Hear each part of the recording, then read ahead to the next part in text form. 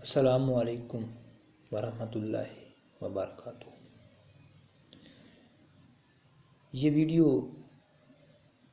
اس جدید ترین دور کے بارے میں ہے کہ یہ دور کس طریقے سے پہنچ چکا ہے، کس بنا پر، کس لمٹ میں یہ پہنچ چکا ہے۔ یہ دور 14ویں صدی دور ہے، جس میں حضور پر نور صلی اللہ علیہ وآلہ وسلم نے فرمایا تھا کہ 14ویں صدی کے عالم ہوں گے اور ان سے پناہ لو۔ ان 14ویں صدیوں کے عالموں سے شیطانی چیلوں نے پناہ لی تھی۔ اسی طریقے سے کافی ان 14ویں صدیوں کے عالم کے بارے میں آیا ہے۔ ایک حدیث میں آیا ہے کہ یہ 14ویں صدی کے عالم جو ہیں یہ وہ عالم ہوں گے کہ جن کو جہنم کے کنارے پر باندھا جائے گا گدھے کے ساتھ، اسی جہنمی گدھے کے ساتھ، یا پر ایسے سمجھ لیں کہ جہنمی یعنی کہ گدھے کی طرح یہ جو ہیں وہ جہنم کے کنارے پہ دوڑیں گے اور ان کو ان کے اندر پھینکا جائے گا۔ یہ ان عالموں کے بارے میں بات تھی جو عالم حق کو بیان نہیں کرتے، ان عالموں کے بارے میں ہے جو فساد مچا رہے ہیں، ان عالموں کے بارے میں ہے جو ہمارے صحابہ کرام رضی اللہ تعالیٰ عنہ کی صحیح طریقے سے شان بیان نہیں کرتے، ان عالموں کے بارے میں ہے جو ہماری اہل بیت پاک رضی اللہ تعالیٰ عنہ کی شان بیان نہیں کرتے۔ اسی طریقے سے اللہ تعالیٰ حضور پاک صلی اللہ علیہ وسلم تمام تر اولیاء کرام رضی اللہ تعالیٰ عنہ ان کی حق میں جو تعریف ہے، جو ان کی اصل شان بیان کرنے کی بات ہے، وہ نہیں کرتے۔ جو خاموش ہیں، خاموشی کے ساتھ سب کچھ دیکھ رہے ہیں، نہیں بولتے ہیں، نہیں کہیں پر کسی کو روکتے ہیں، بس اپنے مگن میں لگے ہوئے۔ یہ ان عالموں کے بارے میں ہے جو حق کی باتوں کو روکتے ہیں یا جو کٹوتی کرتے ہیں احادیث مبارکہ پاک میں سے، جو حق کے ڈر سے گھبراتے ہیں۔ اگر کسی بھی ایسے عالم کو تکلیف ہو تو وہ ان حدیثوں اور ان باتوں پر دھیان دے، ورنہ جو حق کا عالم ہے، جو واقعی کا عالم ہے، اس کو تو اس بات سے بالکل تکلیف ہو ہی گئی نہیں، بلکہ اس میں مزید جذبہ پیدا ہو۔ ہماری بات کا موضوع الگ تھا، یہ میں نے ویسے ہی بات کر دی ہے، اور یہ بھی اس قیامت کی باتوں میں ایک بہت بڑا مسئلہ ہے۔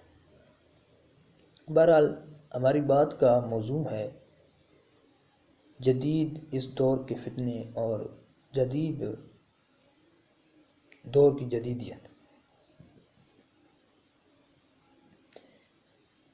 ہمارا دور اس طریقے سے چل رہا ہے کہ اس کے بارے میں جیسے کہ حضور پر نور صلی اللہ علیہ وآلہ وسلم نے فرمایا تھا کہ وقت بہت تیزی سے گزرے گا۔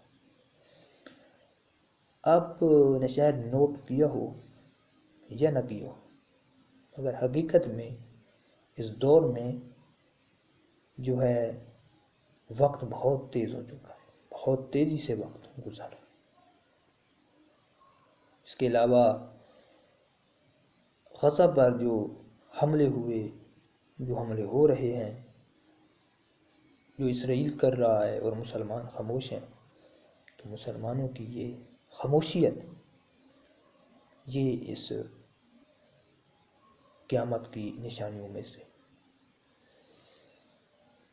اس کے بارے میں بھی حضور اکرم صلی اللہ تعالیٰ علیہ وآلہ وسلم نے فرمایا تھا جب آپ کے سامنے آپ کے اصحاب کرام رضی تعالیٰ عنہ تشریف فرما تھے، حضور پر نور صلی اللہ علیہ وآلہ وسلم نے فرمایا کہ ایک وقت آئے گا جب کافروں سے جو ہے مسلمانوں کا ڈر بالکل نکل جائے گا، جب کافر جو ہے مسلمانوں پر حاوی ہو جائیں گے۔ تو اس بنا پر صحابہ کرام رضی اللہ عنہ نے عرض کی، ہمارے آقا یا رسول اللہ صلی اللہ علیہ وآلہ وسلم، کیا اس دور میں مسلمان کم ہو جائیں گے؟ تو حضور نور صلی اللہ علیہ وآلہ وسلم نے فرمایا، نہیں، کم نہیں ہو جائیں گے، مسلمان زیادہ ہوں گے۔ البتہ مسلمان ایسے ہو جائیں گے کہ جو کفار ہیں ان کے دلوں سے مسلمانوں کا ڈر ختم ہو جائے گا۔ آج بالکل یہی ہے، یہودی ہوں، مرزائی ہوں، عیسائی ہوں، انگریز ہیں، جو بھی ہیں، ان کے دلوں میں سے مسلمانوں کا ڈر بالکل ختم ہو چکا ہے۔ ہمارے مسلمان کیا کرتے ہیں، جو ایک ٹاپ ٹرینڈ جا رہا ہے، جلوس نکالتے ہیں، ریلی نکالتے ہیں۔ وہ جلوس بس ایک گلی نکالا، تھوڑی سی تقریر کی، پھر سب اپنے گھر، تو یہ جلوس ہے، یہ دفاع ہو رہا ہے۔ پھر جب کوئی پوچھتا ہے کہ بھائی یہ آپ کیا کر رہے ہیں، تو یہ کہتے ہیں کہ یہ ہم ان مسلمان بھائیوں کا دفاع کر رہے ہیں، ہم ان قرآن مجید کی گستاخیوں کا دفاع کر رہے ہیں، ہم اپنے نبی صلی اللہ علیہ وآلہ وسلم کی گستاخی و بے ادبیوں کا دفاع کر رہے ہیں۔ تو اس پر وہ اور تیز ہو جاتے ہیں، اور ان پر ہنسی بھی آتی ہے کہ کیسے یہ مسلمان ہیں، اور وہ پرانے زخم بھولتے نہیں ہیں۔ یہ بھی ہم اپنے مسلمان دوستوں کو بتانا چاہتے ہیں۔ وہ ہنسی اس بات پر کرتے ہیں، اور انہیں اس بات پر تعجب آتا ہے کہ ان کے پہلے مسلمان وہ کیسے تھے جو گزر چکے ہیں۔ سلطان محمود غزنوی ہو، سلطان صلاح الدین ایوبی ہو، محمد بن قاسم ہو، اس سے پیچھے صحابہ کرام رضی اللہ عنہ، اہل بیت ہو، مطلب جو بھی ہمارے مسلمان گزر چکے ہیں، بزرگان دین گزر چکے ہیں، وہ کیسے تھے۔ تو وہ یہ بات جب سوچتے ہیں اور جب ہم کو دیکھتے ہیں تو وہ ہنسی بھی کرتے ہیں، اور ان کو بڑا تعجب ہوتا ہے۔